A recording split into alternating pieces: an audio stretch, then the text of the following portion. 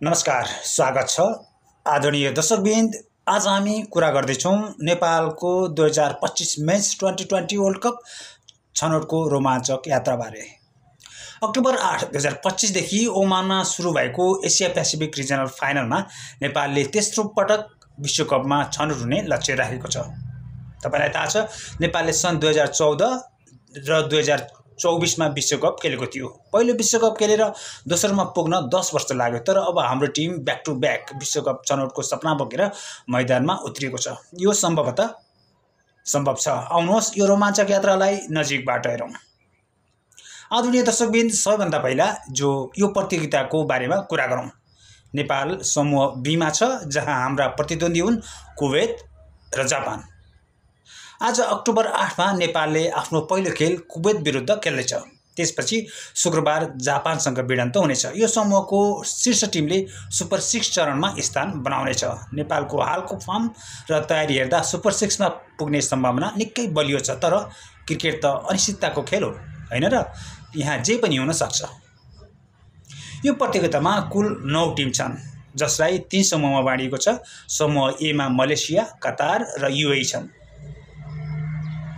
समूह सी मा आयोजक ओमान, पपुवा न्यू गिनी र समोआ छन्। प्रत्येक समूहबाट शीर्ष 2 टिम सुपर 6 मा पुग्नेछन्। सुपर 6 मा प्रत्येक टिमले एकअर्कासँग एक खेल खेल्नेछन्। अन्तमा शीर्ष 3 टिमले 2026 को 2020 विश्वकपमा स्थान पक्का गर्नेछन्। यो हो प्रतियोगिताको समीकरण। नेपालले यो अवसर गुमायो भने अहिले कहिले विश्वकपमा पुग्ने त?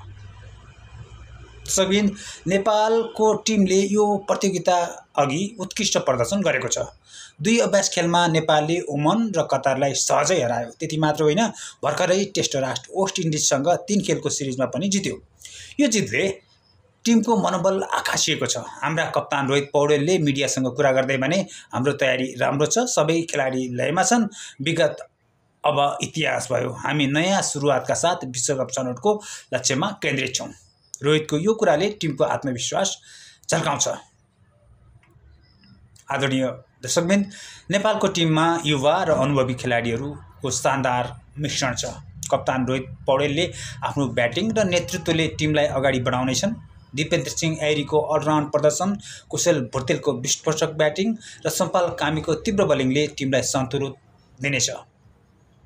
यी खेलाडीहरूले विगतमा धेरै खेल जिताएका छन् र यो प्रतियोगिता पनि उनीहरूका लागि ठूलो अपेक्षा छ। उनीहरूबाट ठूलो अपेक्षा रहेको छ।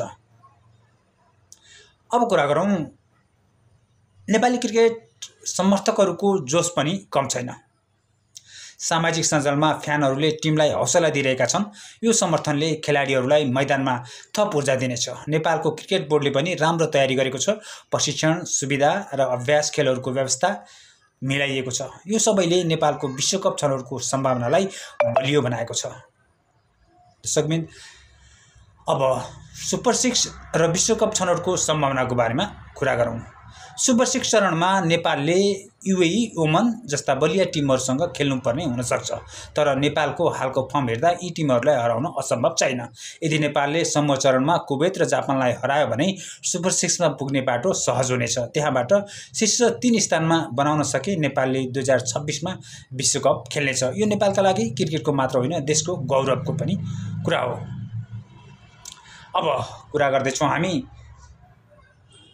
नेपालको यो यात्रा केवल क्रिकेटको कथा होइन, यो एकता र जोशको सन्देश पनि हो। हाम्रो टिमले मैदानमा देखाउने प्रदर्शनले सम्पूर्ण देशलाई गौरवान्वित बनाउनेछ। तपाईलाई के लाग्छ कि नेपाल यो पटक विश्वकप छनौट होला त? कमेन्टमा आफ्नो विचार राख्नुहोस् र यो च्यानललाई लाइक, सब्स्क्राइब र सेयर गर्न नभुल्नुहोला। हाम्रो टिमलाई शुभकामना। जय नेपाल।